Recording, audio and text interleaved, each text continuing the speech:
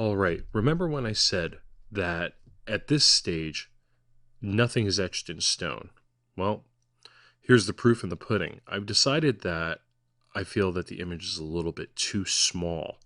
So, what I'm going to do is I'm going to scale the image up by locking in the width and the height and dragging the image around to the point where I personally feel it's the appropriate size for this demonstration.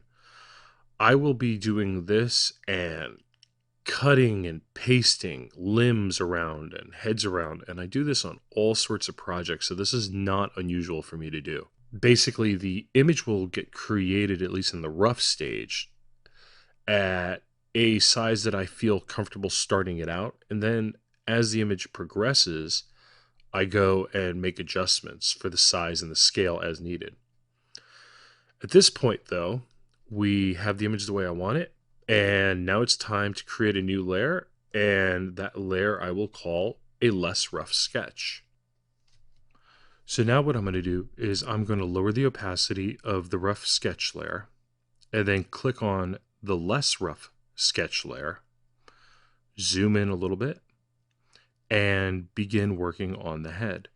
As I stated in the previous module, I always begin working on the eyes first. It is our direct connection with the viewer for the art. And if you are doing this for strictly comic book purposes or for advertising or illustration or just for fun, the ability to connect with the viewer is your primary concern as an artist.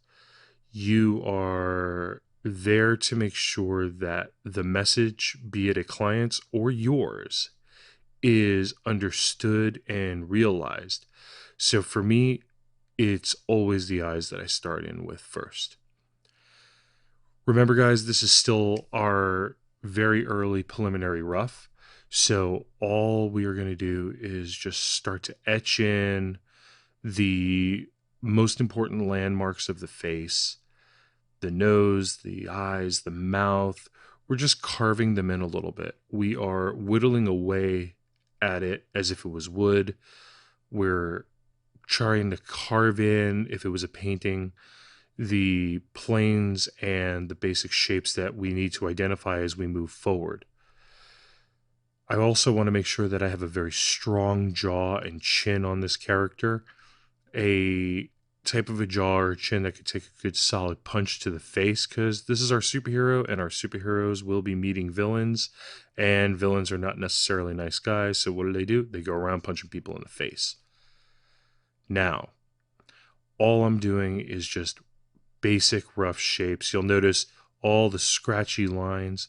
Those scratchy lines, within those 10, 20 lines that I'm throwing down, there is one line that speaks truth to the drawing.